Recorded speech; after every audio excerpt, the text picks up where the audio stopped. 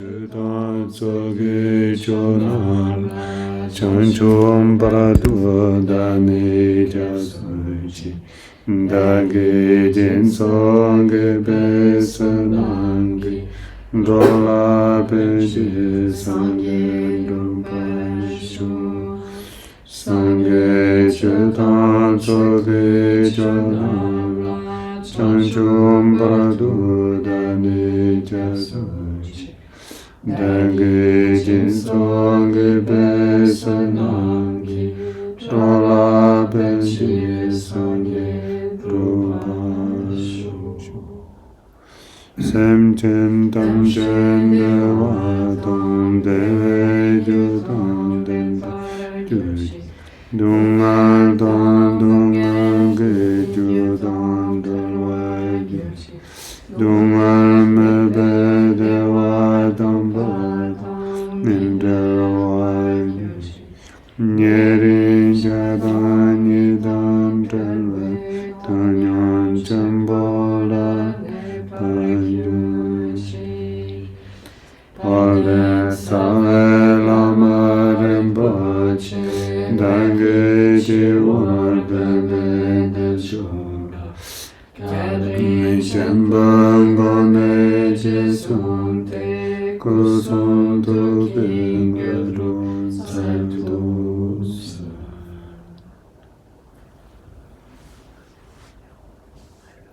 On prend un instant pour placer cette pensée en nous, pensée du refuge et la pensée de l'éveil, de la bodhicitta.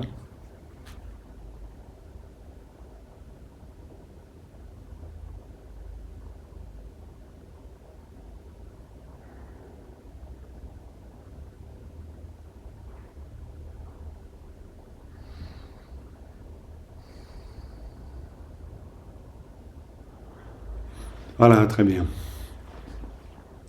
Ok, donc on va poursuivre notre exploration collective de cette prière à cette branche. La dernière fois, vous vous en souvenez peut-être, ça faisait longtemps, et c'est vrai, ça faisait depuis le mois de janvier qu'on ne s'était pas vu pour cette série d'enseignements, disons de réflexion, de partage collectif autour de ce grand thème. Et donc du coup, la dernière fois, j'en ai profité pour faire un rappel du sens général de la prière à cette branche. Ce que nous avons vu ensemble, c'est d'abord peut-être un point fondamental que je rappelle très rapidement. La prière à cette branche, elle nous donne la possibilité de développer ce qu'on appelle la richesse intérieure. Donc ça, c'est vraiment un point extrêmement important parce que le développement de cette richesse intérieure, c'est ce qui va faire de nous le juste réceptacle. Et ça, c'est vraiment une chose importante, j'ai beaucoup insisté là-dessus, parce que je pense que c'est une des choses je ne sais pas si c'est la plus complexe, mais c'est compliqué pour nous, dans le sens où dans notre culture, on ne voit pas ça comme ça. Dans notre culture, on est très fortement conditionné à penser qu'on va fournir un effort pour obtenir quelque chose. Par exemple, on va faire des exercices physiques pour développer nos performances. Alors, je ne suis pas en train de dire que c'est une mauvaise chose du tout, je suis juste en train d'essayer de placer ou de rendre conscient nos structures internes de pensée et on voit les choses comme ça. Et c'est ni bien ni mal, c'est comme ça. Du point de vue du dharma, du bouddhisme, peut-être d'ailleurs pas que du bouddhisme, on peut retrouver peut-être ces points communs dans d'autres philosophies de par le monde,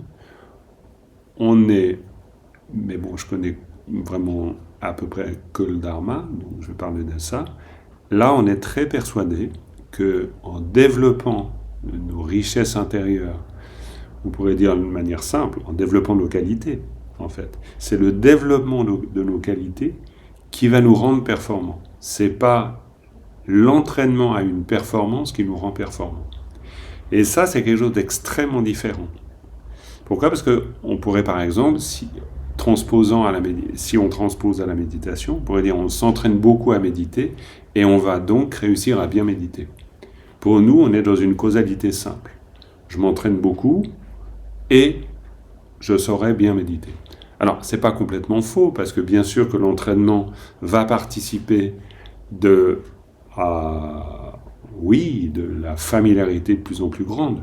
Mais du point de vue du dharma, si je développe pas, en plus de cette excellence-là, on pourrait dire plus technique, si je ne développe pas une qualité d'intériorité, d'où l'idée de cette richesse intérieure et de ce qu'on appelle le sonam, cette technicité que j'aurais développée grâce à l'entraînement ne va pas apporter de fruits. C'est pour ça que par exemple, on a plein d'histoires traditionnelles, dans cette tradition forcément, qui vont nous dire que par exemple une personne, simplement grâce à la foi et la dévotion, parvient à l'accomplissement. Ça ne veut pas dire toujours que c'est techniquement vrai dans tous les cas, mais c'est une manière de dire que la seule technicité ne va pas permettre ça. Vous vous souvenez certainement de ces histoires traditionnelles. Par exemple, je me rappelle d'une, et vous l'avez certainement entendu avec Dukar, l'ombrelle blanche. Et c'est un homme qui a une grande foi en cette pratique. Et il y a là, dans ces environs, il y a un grand accompli qui, lui, a la possibilité de voir ce que les autres ne voient pas. Et il voit de temps en temps ce bonhomme, parce que c'est vraiment, l'histoire raconte, c'est vraiment un bonhomme, c'est quelqu'un, on ne noterait même pas la présence d'ordinaire, et puis lui, quand il le voit passer, il voit au-dessus de lui, il voit une ombrelle. Puis il se dit, ah ouais, d'accord, c'est quand même quelqu'un. Il a une sacrée pratique de Dukar, parce que Dukar, ça veut dire l'ombrelle blanche. Bon. Puis cet homme passe près de lui, et puis il l'entend réciter le mantra de Dukar, puis il se dit, oula, non, mais c'est totalement faux. Donc, parce que lui, c'est un érudit, en plus un grand accompli, etc. Donc, il s'approche très gentiment de ce brave homme, mais vraiment, encore une fois, quelqu'un de tout simple. Puis il lui dit, magnifique, j'ai repéré que ta pratique, je t'entends réciter le mantra, mais en fait, la bonne récitation du mantra, c'est comme ça et pas comme ça. Ok. Et puis, bien sûr, avec l'autorité qu'il a pour dire ça, donc l'homme se met à réciter le mantra d'une façon dite correcte. Bon, quelques jours passent et le grand accompli revoit notre Kidam passer, puis il ne voit plus l'ombrelle blanche au-dessus de sa tête. Et il se dit, zut, ça va pas.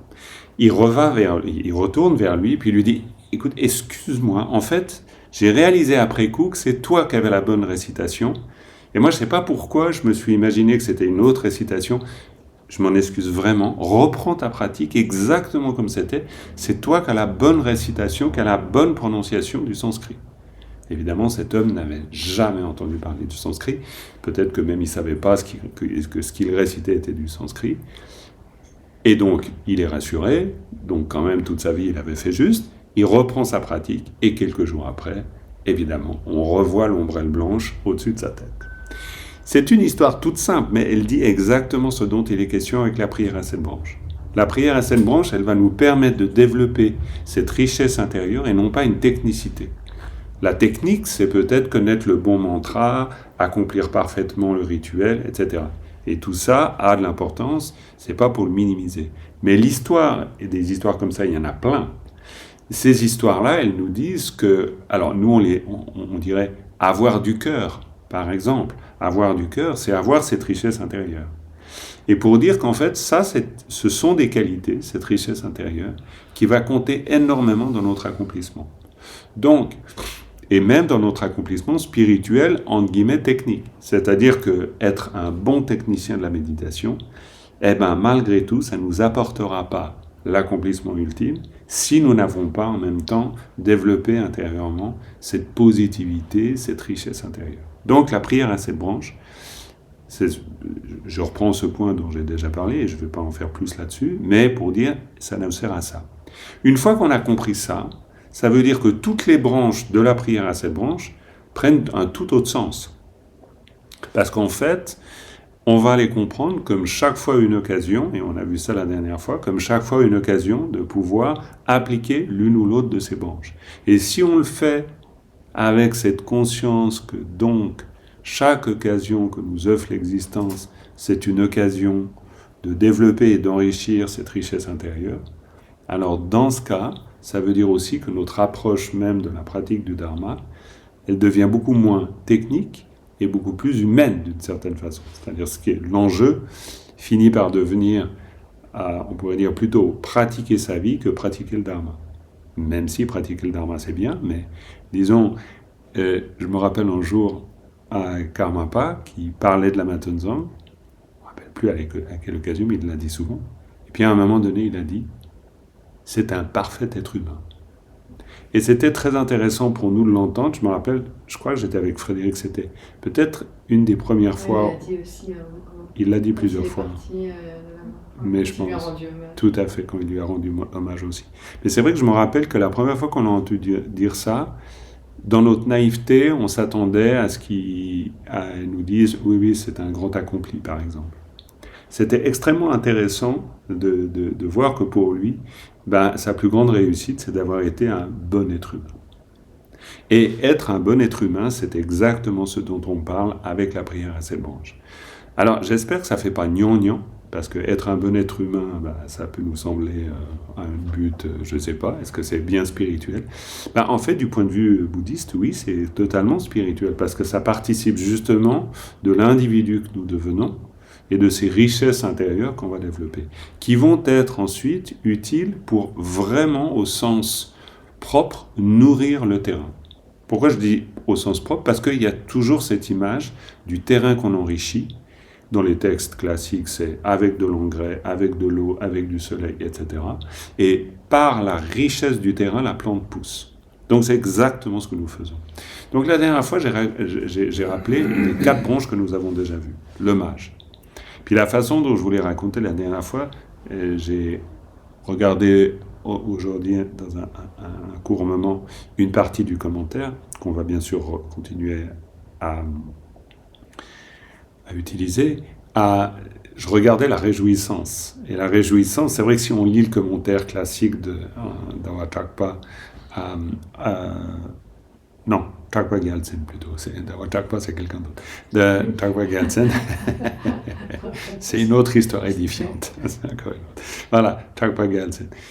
On voit que quand on se réjouit par exemple, c'est une des branches, parce que d'abord il y a le mage, ensuite il y a la confession des actes, c'est-à-dire l'offrande, ensuite la confession des actes, donc ça veut dire le dévoilement de nos négativités, puis ensuite la réjouissance.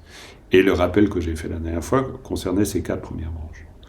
Et quand on parle de la réjouissance, quand on regarde le commentaire, on se réjouit, on pourrait dire par ordre d'importance et en allant du plus important au moins important, attention avec l'idée d'importance, mais disons on commence à se réjouir pour les actes accomplis par les Bouddhas, les Bodhisattvas, les Arahats, les êtres et en toute fin les êtres ordinaires. Puis on pourrait dire que si on va plus loin comme ça, on pourrait finalement se réjouir des actes accomplis par un chien, un chat, et puis ensuite une fourmi à la rigueur. Donc, mais ce genre de classification n'en est d'abord pas vraiment une, c'est juste une présentation traditionnelle. Et puis, ça, on va dire, ça dit beaucoup de choses. Que c'est extrêmement important. Et si on considère un être ordinaire comme nous se réjouir de ce qu'accomplissent les Bouddhas, on pourrait dire finalement, est-ce qu'ils ont vraiment besoin que je me réjouisse de ce qu'ils accomplissent ?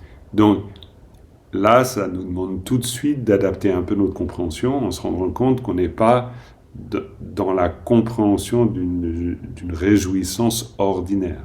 C'est une réjouissance qui a une portée, on l'a beaucoup vu ensemble aussi, qui a une portée antidote. Au moment où je me réjouis des actes, par exemple, accomplis par les Bouddhas, je ne suis pas en train de leur taper dans le dos, en train de dire « bravo, c'est bien, chapeau ». C'est pas ça, c'est parce que, de cette manière, je peux participer à leur vertu. Et du point de vue antidote, c'est aussi très important, parce que sinon, ça veut dire aussi que je laisse l'activité des Bouddhas très extérieure à la mienne, et que, en définitive, dans une perspective justement d'un très grand éloignement, on pourrait dire finalement il n'y a pas de sens à se réjouir de ça, alors que se réjouir des actes du Bouddha, c'est forcément développer un rapprochement avec cette activité. Parce que sinon, c'est trop loin pour s'en réjouir. Alors que si je me réjouis des actes du Bouddha ou d'un bodhisattva, ben ça veut dire qu'à travers ma réjouissance, je rends son action proche de la mienne. C'est-à-dire elle me devient compréhensible. Et par le lien que j'établis avec cette réjouissance, elle devient un modèle possible. Ce que je veux dire par là, c'est que si par exemple, si par exemple je considérais le Bouddha comme un être, alors surnaturel, je ne sais pas, mais un être dont la comparaison ne peut pas être conçue, ben ça veut dire que je le place dans un éloignement tel que d'une certaine manière, il n'a pas grand-chose à me dire. Alors que si je me réjouis des actes d'un Bouddha, je conçois que je participe à quelque chose que j'ai en commun avec lui. Et ça, c'est une astuce extraordinaire, en fait, dont on ne se rend pas immédiatement compte parce qu'elle s'appuie sur la foi au départ. Mais on va entraîner une réjouissance pour rendre proche des actes qui, on pourrait dire a priori, pourraient être conçus comme lointains. De la même manière, avec des êtres proches, pour des raisons différentes, on va aussi se réjouir de leur qualité. Ce qui va nous permettre, on l'a vu ensemble, eh bien, de changer notre perspective. Évidemment, ça nous permet de prendre en compte les qualités des autres et des êtres plutôt que de prendre en compte leurs défauts. Ça nous entraîne à voir ça. Donc ça, c'est une chose. Mais ce que je voulais dire en prenant l'exemple sur le commentaire de Chakra Gyaltsen, c'était pour dire que ça, c'est le traitement, on pourrait dire, classique, mais il y a déjà beaucoup de choses à dire là-dessus. Mais la dernière fois, c'était aussi se dire, mais finalement, après, je peux aussi m'entraîner. Si on pense à la branche de l'hommage au début, branche de l'hommage, ça ne veut pas forcément dire que j'ai besoin de formellement faire une prosternation quelque part pour rendre hommage. Je peux rendre hommage de 1000 manières, intérieurement.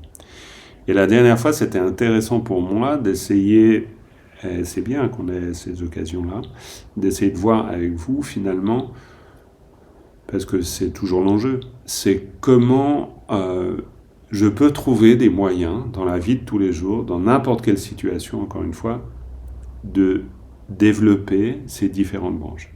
Est-ce que je peux rendre hommage hors du cadre prévu pour, c'est-à-dire rentrer dans un temple et puis faire des offrandes ou plutôt faire des prosternations? Est-ce qu'il y a une autre manière de faire? Toujours pour développer ça. Alors évidemment, il y a eu un bout d'exploration là autour la dernière fois. Tu voulais intervenir, Agathe? Oui. D'ailleurs, j'en profite, tout le monde peut intervenir. Hein. Je vous raconte des choses, mais allez-y. Hein. Oui. Alors, deux choses. La première chose, c'est que peut-être il faut que tu répètes ce que je dis, parce qu'il y a quelqu'un qui m'a fait la remarque. Ah, ok. Qu'en fait, même quand tu mets le micro au milieu, on n'entend pas. On n'entend pas, ok. Et puis, c'était pour revenir exactement ce que tu viens de dire. Oui. Karmapa, quand il a enseigné récemment à Delhi, à un moment donné, il y a eu cette question de quelqu'un qui lui a dit on dit que vous êtes le Bouddha, et qui sommes-nous pour vous? Oui. Et il a répondu exactement comme ça, en disant ça dépend de vous, si vous me mettez sur un piédestal, on ne peut pas rentrer en contact. Mais si vous me mettez à la même hauteur et que vous me demandez simplement comment ça va, alors on peut entamer une conversation et là on peut avoir une vraie relation. Donc c'est très lié à ce que tu as mentionné. Alors je ne sais pas si vous avez entendu, c'est Agathe qui cite. Vous avez entendu? Ah ben c'est super, Claude. Ah, parfait. Ah, ben alors, génial. Rien à faire. Donc c'est très bien. Oui, alors complètement, j'y pensais pas du tout, mais c'est effectivement ça. Et je pense que cette façon d'envisager les choses, elle est très intéressante pédagogiquement pour nous. Ça me fait penser d'ailleurs une fois d'une discussion avec Isabelle Gressley, une pasteur qui est une amie, ça fait longtemps que je ne l'ai pas revue, mais disons, voilà, un temps on discutait pas mal, on se voyait, et je me rappelle que voilà, c'était de manière non formelle, ces discussions. Mais à un moment donné, je lui dis, mais vous ne pouvez pas vous prendre pour Jésus, vous? Alors que pour moi, en tant que bouddhiste, ben, je peux me prendre pour Chenrezig, finalement. En tant qu'exercice, évidemment. Hein, c'est pas, il n'y a pas besoin d'appeler allô, il se prend pour Chenrezig. Mais comme exercice pédagogique, Et puis c'était intéressant parce que, alors peut-être que la discussion elle pourrait avoir lieu autrement maintenant, mais elle me dit ah non ça c'est pas possible. Et pour moi à ce moment-là, et attention je suis pas en train de critiquer ça, c'est juste se rendre compte que nos habitudes psychiques font que à ce moment-là il y a une mise à distance. C'est-à-dire que dans ce cas-là, bah, moi je peux pas être ça. C'est-à-dire c'est le problème du surhomme ou de la figure idéale. Et c'est ce problème de cette mise à distance. Donc voilà. Donc, je t'en prie, vas-y. Aussi de considérer que le Bouddha est quelqu'un de presque d'inatteignable, ça nous dédouane aussi de faire comme lui, finalement, de développer les mérites. Exactement. Et c'est marrant parce que tu dises ça, ça me fait penser une fois en retraite, forcément on a cette espèce d'idéal de Milarepa qui est là tout le temps, et puis au bout d'un moment on se rend compte qu'on n'est pas Milarepa, quoi. Et là, disons qu'il y a pas photo, on est très clair là-dessus. Et un jour, comme ça, dans une discussion, vraiment en buvant le thé, quoi, avec Lama Tsongpo, j'ai dit, ouais, bon, de toute façon, on n'est pas Milarepa, quoi. Et puis à ce moment-là, il me dit, complètement sérieusement, il me dit, ça dépend de toi. Et j'ai dit, mais quand même. Il dit, non. Et en fait, ça m'a fait me souvenir de cette réaction de Milarepa lui-même avec ses disciples, dont on a parlé, je crois vous l'avoir raconté une fois, où ses disciples disent, mais de qui êtes-vous l'émanation? Et puis Milarepa qui dit, de personne. Mais il dit, c'est très bien, vous avez une grande foi, et si vous me posez la question comme ça, mais il n'y a pas plus hérétique. Hein. C'est quand même, sa réponse, elle est extraordinaire. Parce qu'elle dit, vous vous fourvoyez complètement. Pourquoi? Et il poursuit, mais parce que je suis le résultat de la prise de conscience des actes que j'ai accomplis dans ma vie, donc quand même 24 personnes tuées, 35. Ou 35 selon les versions, bref, beaucoup. Et donc, Milarepa se dit, si je ne fais pas quelque chose pour changer le cours de mon existence, c'en est terminé pour moi. Et il explique que c'est cette prise de conscience qui le fait devenir Milarepa. C'est pas parce que il est l'émanation de quiconque. Et ça, c'est une réponse qu'il donne. Vous retrouvez ça, hein, vous prenez la vie de Milarepa, traduite par, que ce soit Bacot ou Marie-Josée Lamotte, c'est au début, c'est au tout début. C'est peut-être 20 pages depuis le début. Et vous retrouverez ce passage, ce qui est tout à fait étonnant. C'est pareil, c'est-à-dire que dans la réponse de Lama Tsongpo et dans celle de Milarepa bien avant lui, c'est dire non, ne vous mettez pas à distance de cet accomplissement. Parce qu'il est toujours proche, il a cette formule Milarepa qui dit c'est tellement proche qu'on n'y croit pas, et c'est tellement simple qu'on n'y croit pas, c'est tellement proche qu'on ne le voit pas. Il a cette formule. Et c'est intéressant parce qu'il y a un vrai problème avec la mise à distance. Parce que du coup, évidemment, ça ne nous concerne pas. Donc, 5e branche, une fois qu'on a dit ça, on peut l'observer d'une autre manière. Alors, je vais reprendre dans le texte commentaire. Donc, 5e branche, c'est la branche... Ah oui, mais c'est vrai que c'est 19h59. On fait une petite pause comme ça. Vous respirez un coup et puis moi, je me prépare... pour la suite, ça vous va? On fait comme ça. Puis si vous avez des questions, vous pouvez bien sûr les poser.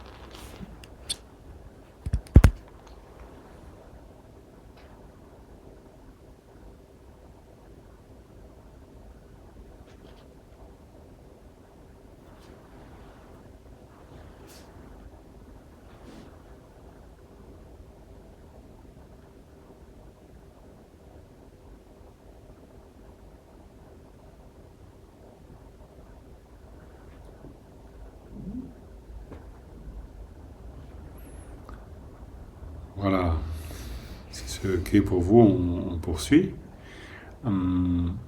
C'est vrai que c'est bien d'avoir ces petites pauses, ça permet de reprendre peut-être intérieurement ce qu'on a vu ensemble. Alors, le texte, le commentaire donc, de Chakpa Gyaltsen. Alors d'abord, la strophe du Sanctum Monlam, prière de la conduite excellente, qui nous dit, alors dans la traduction du livre d'Écailles du Monlam, c'est celle que certainement vous connaissez le mieux, il est dit « Ô flambeau qui illuminez les mondes dans les 10 directions, vous êtes devenus des Bouddhas libres d'attachement, en progressant pas à pas vers l'éveil. Protecteurs, je vous supplie tous, tournez la roue suprême du Dharma. » Alors ça, c'est la traduction. Je vous donne une traduction alternative, plus littérale. Je demande aux protecteurs, aux lampes des mondes des 10 directions, qui, en passant par les étapes de l'éveil, ont atteint la bouddhéité au-delà de l'attachement, de tourner la roue insurpassable du Dharma. Ouais, je peux vous la redire. Bon, alors cela dit, vous avez le document, hein, si jamais, hein, mais je vous la redis volontiers. Plus lentement, c'est dit. Très bien. Plus compliqué de ça. Ouais. Je demande aux protecteurs, aux lampes des mondes des 10 directions, qui, en passant par les étapes de l'éveil, ont atteint la bouddhéité au-delà de l'attachement, de tourner la roue insurpassable du Dharma. Voilà. Ça, c'est donc la 5e branche. Alors de nouveau, il y a plein de choses à dire évidemment. Elle est intéressante parce qu'on pourrait se dire, mais tiens, c'est donc bien moi qui vais demander au Bouddha d'enseigner. Et là, tout de suite, si on prend au sens littéral, cette idée de demander au Bouddha d'enseigner, il peut immédiatement y avoir, dans la tête, l'esprit, je ne sais pas où c'est, mais disons une pensée en disant, bah non, c'est pas à moi de demander ça au Bouddha, quoi. C'est pas mon job, pour le dire familièrement. Ça me regarde pas, quoi, je veux dire. Ça tombe d'où, cette histoire? Donc, évidemment, si on n'est pas familiarisé par la demande, ça nous semble étrange. Ou pas, c'est selon, hein, peut-être ça nous semble logique aussi, hein, j'en sais rien. Alors, là, il y a plusieurs grilles d'explication, elles sont vraiment intéressantes, je pense.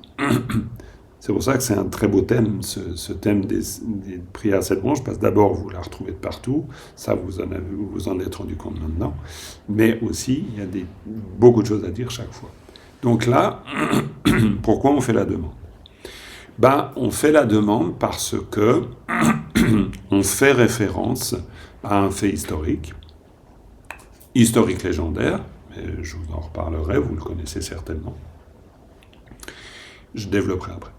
Le deuxième point, c'est que on active de cette manière-là, et c'est complètement lié, un antidote puissant, c'est l'antidote à l'ignorance, et ça c'est aussi très important. Voilà.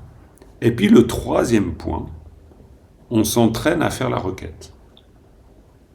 Alors ça semble évident vu que c'est la branche de la requête. Mais pourquoi c'est important? Parce que ça veut dire que sans la requête, le dharma ne peut pas se diffuser. Et ça c'est quand même quelque chose de très important. Il faut que je fasse la demande pour que quelque chose existe. Et si vous avez connu Lama Tozong, bien ou peu,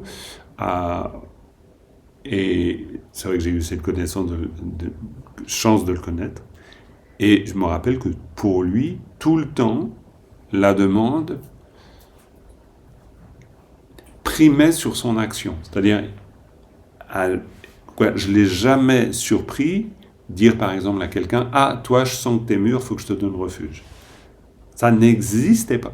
En tout cas, moi, je ne l'ai jamais entendu, et sur quand même de nombreuses années, prendre ce genre de devant sur les gens. C'est-à-dire, on pourrait dire, dans notre langage, être intrusif. Pourquoi? Parce que la demande doit venir de la personne. La demande du dharma, elle vient de la personne. Elle n'est pas imposée par quelqu'un qui décide que « Attends, je vois que tu as besoin ». Ça n'existe pas. Imaginez, vous transposez avec un médecin, vous imaginez le médecin qui fait du porte-à-porte en disant ça serait peut-être bien que vous veniez chez moi. Tu as l'air un peu malade. Hein? Vous avez l'air un peu malade. Hein? Donc, forcément que, franchement, il y a quelque chose qui n'irait pas. On aurait tout de suite des gros doutes, quand même.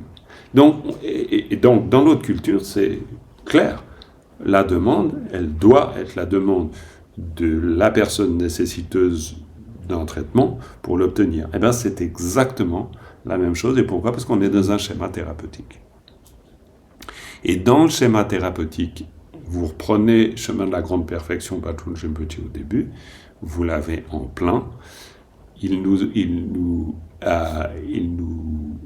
propose quoi ? De développer ce qu'on appelle douche et soum, qui sont les 3 manières justes de considérer l'enseignant, l'enseignement et soi-même.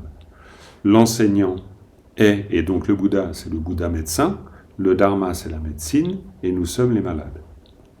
Alors évidemment, quand on lit ça comme ça, si on s'arrête à l'idée d'être malade, on dit « mais non, moi ça va bien, etc. » Oui, mais si on y réfléchit 2 secondes, si je ne me considère jamais comme étant dans la nécessité de recevoir une instruction, je ne peux pas la demander. Et donc, si je ne la demande pas, ça veut dire qu'elle n'a pas de sens pour moi, cette instruction.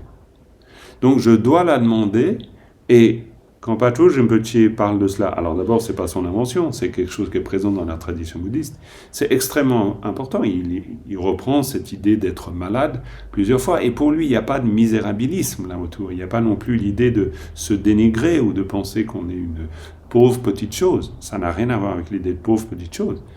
Pour lui, très clairement, comme le dit la tradition bouddhiste, c'est de dire « mais nous sommes malades de nos kleshas. Nous souffrons de notre ignorance. Nous souffrons de nos voiles. Nous souffrons de nos conditionnements. Et si je ne suis pas au clair là-dessus, je ne peux pas comprendre le Dharma comme médecine.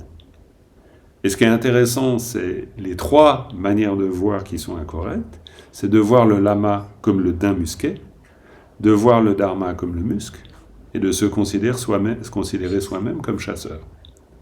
Et ça dit tout de la différence. Vous mesurez le chemin entre quelqu'un qui s'imagine être un chasseur ou quelqu'un qui s'imagine dans la position d'avoir besoin du Dharma comme d'un élixir pour se guérir.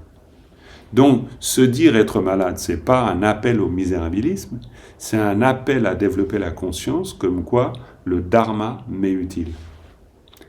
Pourquoi ? Parce qu'il va me donner des clés, il va me donner des instructions qui sont nécessaires.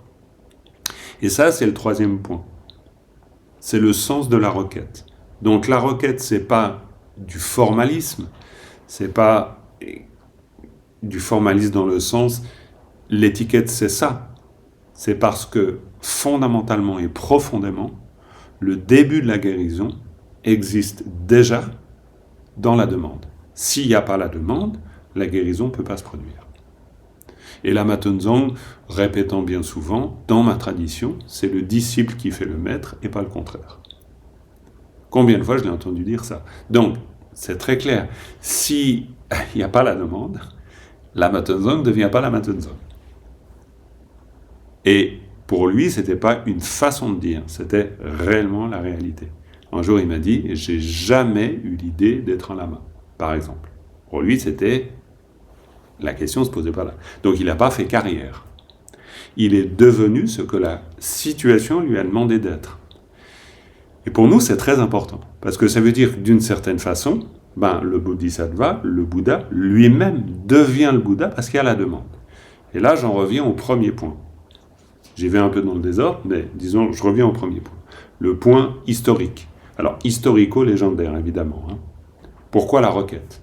Parce que la requête, vous le trouverez dans un certain nombre de commentaires, c'est un fait avéré, c'est une référence qui est faite au moment de ce qu'on appelle le silence du Bouddha. Je pense que vous avez entendu parler du silence du Bouddha. Il y a eu même carrément des livres qui ont été faits que sur ce thème, le silence du Bouddha. Et dans la tradition bouddhiste, on a beaucoup écrit sur le silence du Bouddha. Pourquoi le Bouddha s'est tu ? Alors, quand est-ce qu'il se tait ? Il se tait après avoir réalisé l'éveil. Il y a un très beau passage à ce propos dans le mythe de la liberté, ce ferreur de Shogam Trungpa, où il raconte le silence du Bouddha.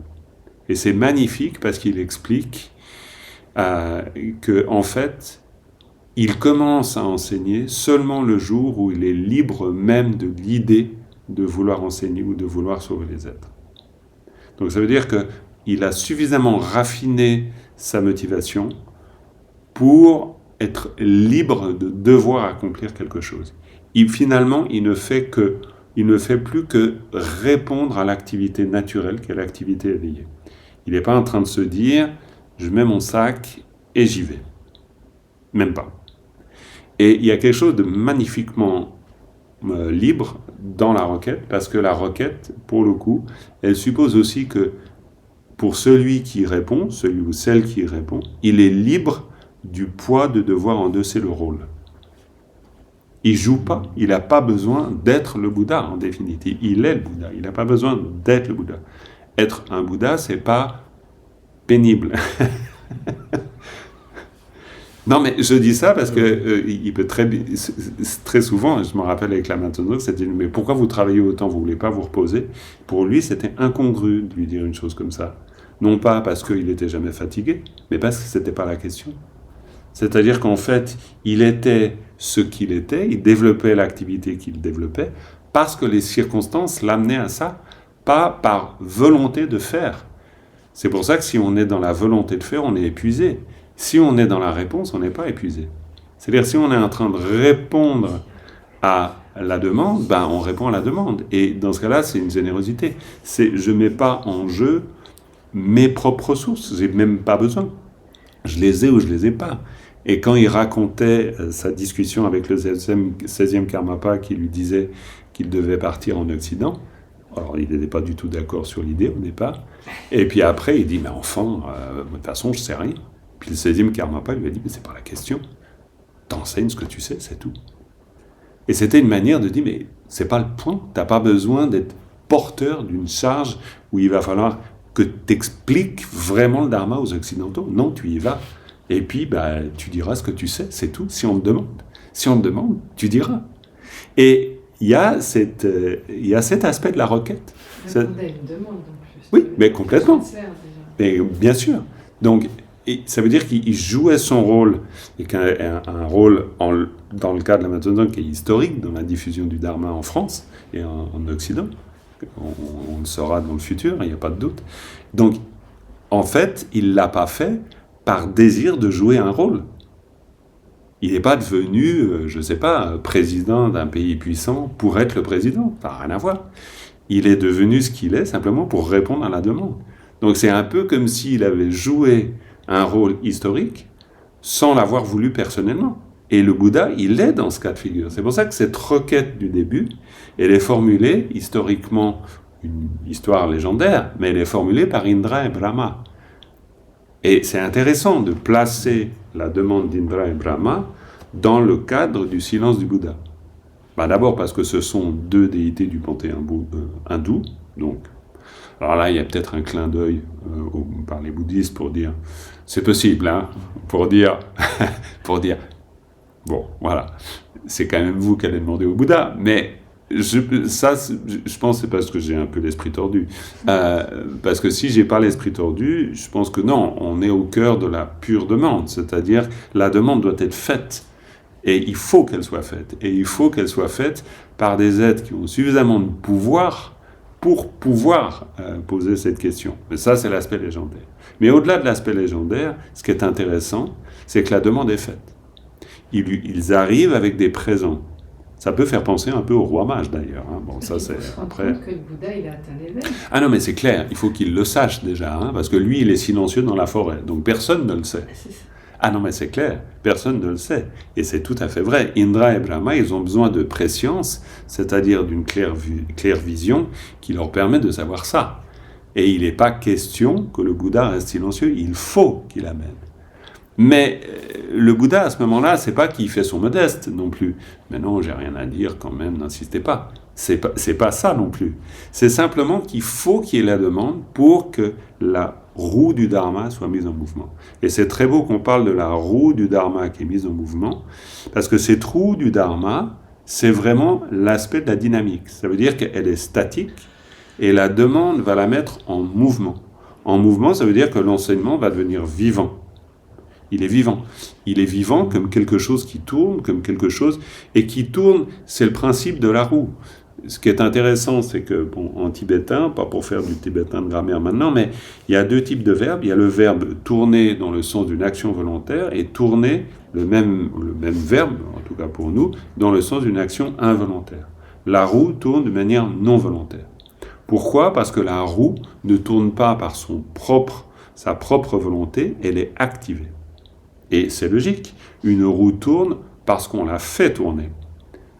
Mais quand elle tourne, elle tourne. C'est-à-dire que c'est une manière de dire que la dynamique qui propulse la roue, ce n'est pas une volonté, c'est, on pourrait dire, inhérent à la qualité de la roue. Elle tourne. Il faut qu'on la pousse pour qu'elle tourne. Et elle produit à ce moment-là sa propre dynamique.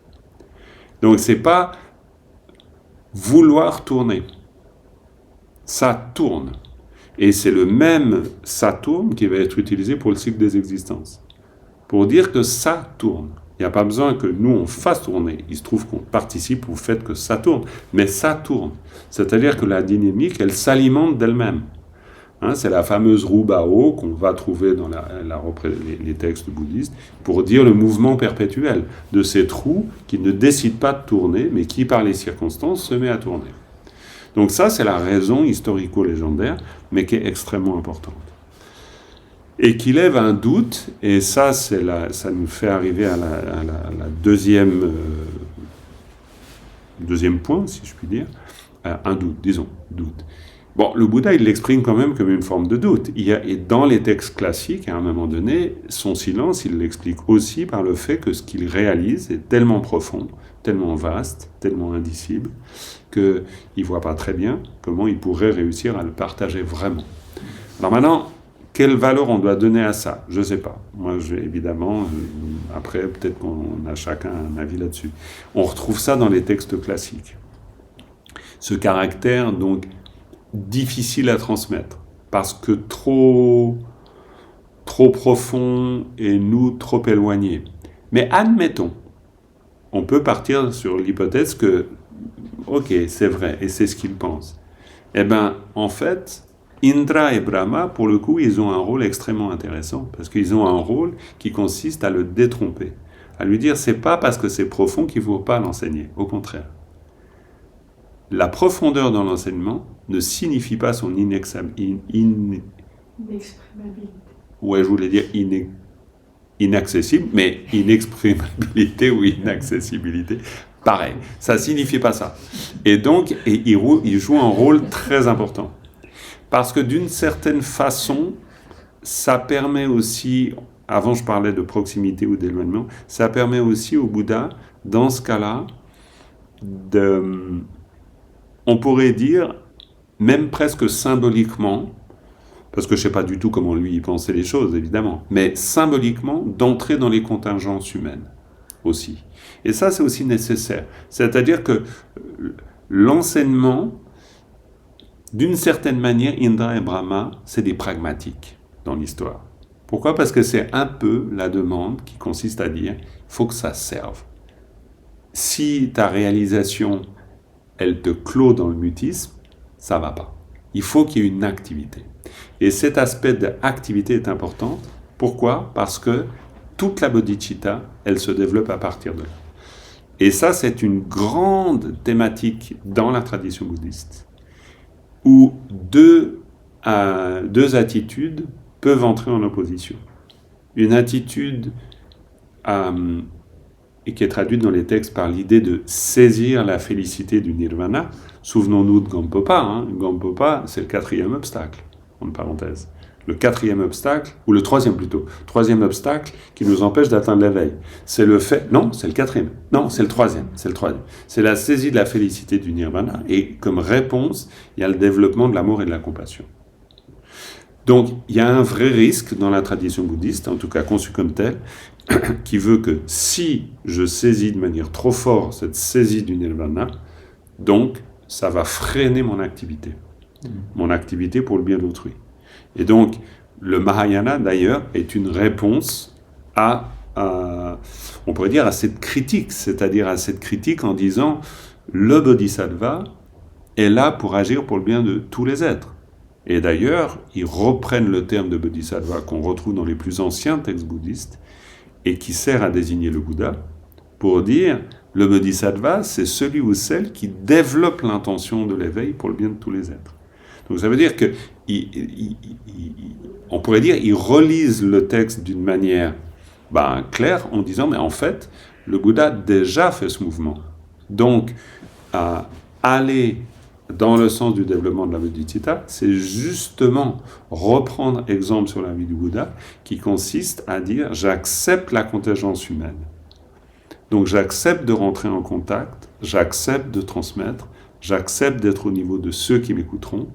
Et à partir de là, on va voir le Bouddha pendant 40 ans, justement, répondre à toutes les demandes. Il est assis sous le manguier, quelqu'un passe, un paysan, un marchand, un soldat, n'importe, et il voit le bienheureux sous un arbre, il va vers lui, une femme éplorée, n'importe, ou une maîtresse de maison, la personne va vers le Bouddha, lui pose des questions, etc. Il est disponible, complètement. Donc, cette requête le rend disponible. Mais, pas de mais d'ailleurs, il y a le deuxième aspect, l'aspect antidote. Et l'aspect antidote, finalement, il est lié à tout ce qu'on a dit ici.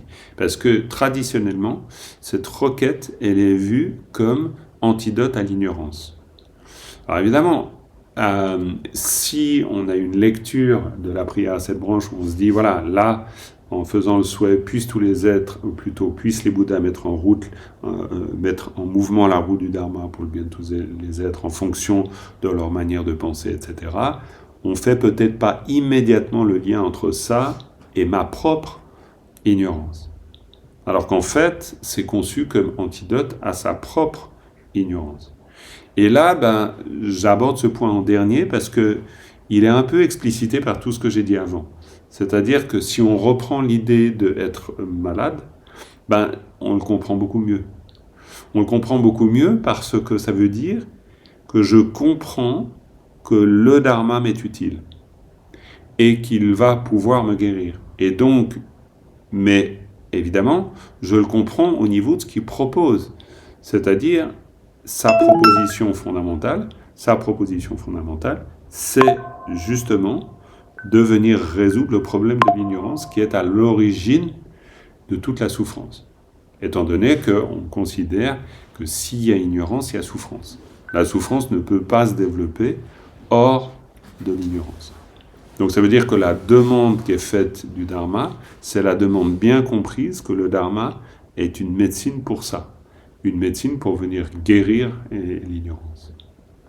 Donc après, évidemment, comment on transpose tout ça dans la vie de tous les jours, peut-être, alors là, je ne sais pas, chacun aura sa façon créative d'ailleurs de pouvoir interagir avec ça, mais en tout cas, une qui me vient là, c'est de s'inspirer presque d'une manière, on pourrait dire, premier degré de cette demande-là. C'est-à-dire que intérieurement, je souhaite que soit mis en mouvement la roue de la loi parce que ça me permet de comprendre à quel point c'est quelque chose de nécessaire pour moi. Et même à mon petit niveau, c'est important que je m'en rende compte. Important parce que ça va donner aussi un caractère extraordinairement précieux aux instructions. Si j'en fais pas la demande, je vais aussi, et ça c'est, on pourrait dire, un effet secondaire de toute la réflexion, mais qui est quand même très important, c'est de penser qu'il est de toute évidence accessible. Et en fait, ça vient contredire ça. Ça veut dire qu'il n'est accessible que si je fais la demande. Donc il est précieux. Parce que si je suis, et ça c'est un aspect, alors beaucoup plus contemporain, mais quand même assez intéressant pour nous, je pense, parce qu'on est quand même dans la grande illusion de l'accessibilité. C'est-à-dire tout est accessible tout le temps. Le voyage, les biens de consommation, n'importe quoi. Je peux obtenir tout le temps en fait. C'est l'ubérisation de la société. Donc l'ubérisation de l'éveil, c'est pareil. Il suffit que j'ai l'application, tac, voilà, hop, j'ai déjà rentré ma carte de crédit, c'est bon, ça arrive. Donc, je ne dis pas que ce n'est pas pratique, mais évidemment que c'est pratique, mais il y a derrière, en sous-main, l'idée de l'accessibilité. Tout est accessible tout le temps. Et là, évidemment, quand tout est accessible tout le temps, en termes de valeur, c'est beaucoup moins grand comme valeur, parce que n'importe qui peut l'avoir. Tandis que là, il faut en faire la demande. Il faut en faire la demande, et dans mon rapport, au moment où j'obtiens une instruction, cette instruction, je l'ai demandée. J'ai demandé à recevoir des instructions. Donc une fois que je les ai obtenues, ces instructions, j'en suis aussi dépositaire. Alors que si c'est accessible, servez-vous. Donc le servez-vous, est-ce que je vais prendre soin de quelque chose qui est en libre service ? Beaucoup moins, évidemment, que si alors que je prendrais soin de quelque chose pour laquelle j'ai dû faire la demande et pendant plusieurs fois. C'est pour ça que traditionnellement, il va falloir demander plusieurs fois l'enseignement. Si on le demande qu'une fois, ça va pas aller, on ne va pas nous le donner. Il va falloir encore et encore formuler la requête. Regardons l'histoire de Milarepa avec Marpa, par exemple. Combien d'années et après combien d'épreuves il obtient enfin les instructions. Alors, est-ce que c'est par sadisme de la part de Marpa ? Bien sûr, certaines personnes peuvent l'interpréter comme ça. Pourquoi pas ? On l'interprète comme on veut. Mais dans un cadre beaucoup plus traditionnel, évidemment pas. Dans un cadre beaucoup plus traditionnel, c'est Milarepa qui a besoin de raffiner intérieurement sa compréhension de la préciosité du Dharma. Et en fait, plus il fait la demande, plus il se rend compte que c'est essentiel. Et c'est au moment, justement, dans la structure du récit, c'est au moment où il se rend compte le plus de ça, que c'est le plus pénible pour lui de ne pas recevoir les instructions, mais c'est juste au moment où il est dans le désespoir total de pouvoir les obtenir, qu'alors il les obtient. C'est-à-dire le récit met en mouvement deux forces très intéressantes. C'est la demande qui doit vraiment prendre place dans la personne, et en même temps, se dessaisir complètement de la demande pour finalement, enfin recevoir. Donc il y a une espèce de jeu qui se construit là autour, qui est peut-être pas les plus évidents, mais en tout cas pour nous, ça veut dire qu'intérieurement, on peut développer quelque chose dans la prise de conscience que le Dharma, le Dharma qu'on obtient, c'est un Dharma précieux tout le temps, en fait. Et d'autant plus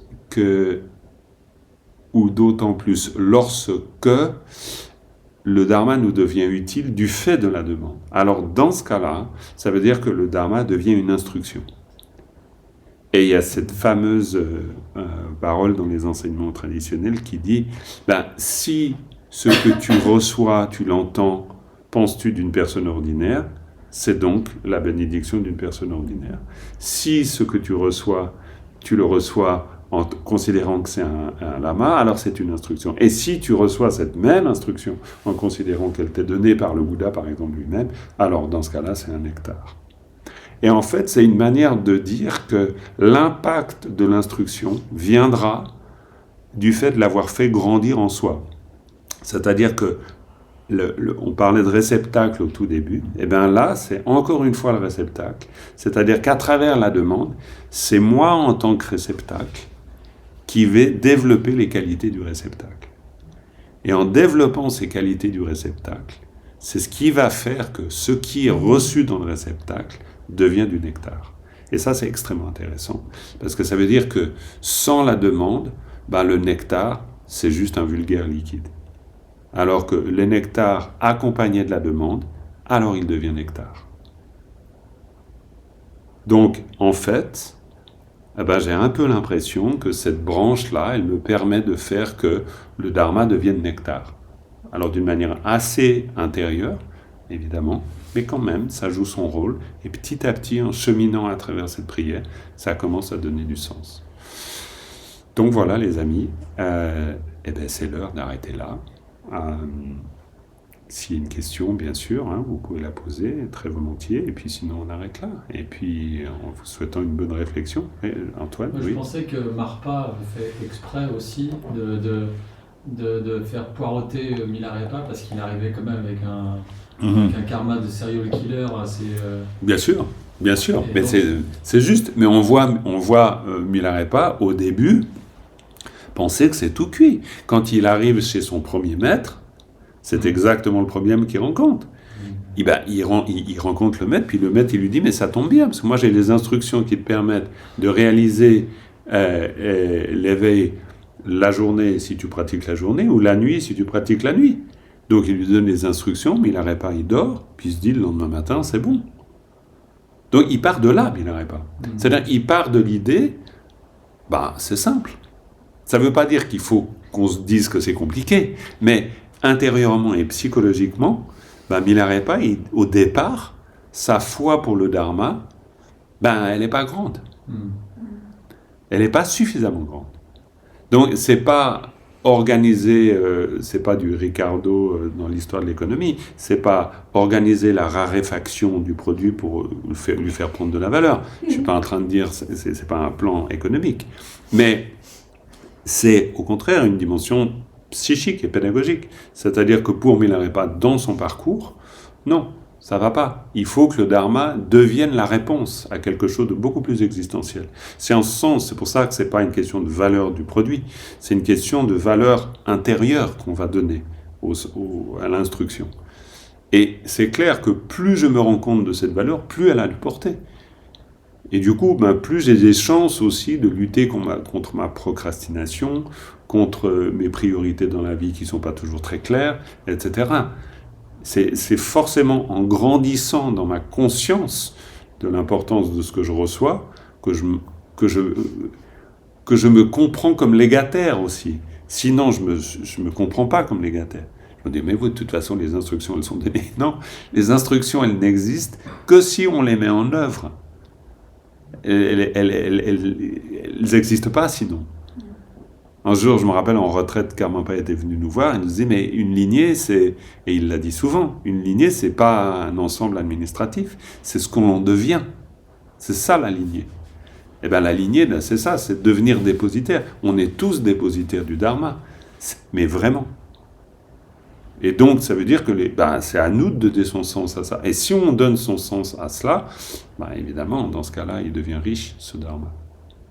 Voilà. Ok pour vous? On termine avec une conclusion, avec une dédicace? Juste une remarque, ça veut aussi dire, j'entendais une des personnes proches de Karmapa qui disait, mais il y a plein de gens qui demandent des conseils à Karmapa, mais après, ils ne les suivent jamais. Donc en fait, parce qu'on demande des conseils au maître. Mais oui, bien sûr. Suivant ce qu'il dit, on n'a pas toujours envie de les suivre. Puis il me disait, je vais finir par interdire l'entrée aux gens tant qu'ils n'ont pas pratiqué ce que Karmapa a dit. Oui, c'est un peu le paradoxe. C'est-à-dire, vu que c'est facile d'une certaine manière, Lama Tongzong racontait toujours, quand il était à Tsurpu, il était jeune moine à Tsurpu, il disait, mais Karmapa, on ne le voyait pas. On entendait vers 4h du matin, 3h du matin, une cloche qui sonnait le réveil du Karmapa. Il était en retraite tout le temps, le 16e Karmapa quasi. Et donc, le Karmapa, c'était voir le Karmapa, entendre le Karmapa, recevoir une instruction du Karmapa, une parole pouvait suffire pour une vie entière, forcément. Et elle devenait libératrice, cette parole. Mais le jour où finalement, quand il nous parle, cette dimension libératrice, mais on peut le voir avec nous, hein, il ne s'agit pas de voir les autres aussi, on les reçoit les instructions. Vraiment, tout le temps, on en est plein d'instructions. Après c'est comment nous, on va faire qu'elles deviennent libératrices. Et ça c'est en notre pouvoir. Et c'est très intéressant parce que sinon, ça veut dire qu'on reporte à l'instruction d'être libératrice. C'est l'instruction qui se doit d'être libératrice. C'est pas nous qui nous devons de la rendre libératrice. Et ça, c'est quand même une inversion absolument nécessaire. Parce que sinon la surenchère, elle est sur la soi-disant qualité de l'instruction. J'ai toujours entendu Lama Tongzong dire, c'est pas le Dharma qui est profond, c'est nous qui faisons la profondeur du Dharma. Il n'y a pas une instruction profonde, une instruction pas profonde. Et il y a comment moi je la rends profonde, tout le temps. Et là, cette branche, c'est vraiment la branche qui nous indique que cette profondeur du Dharma, c'est moi qui y participe. Et c'est intéressant d'être acteur de ça. Voilà, on termine avec une dédicace.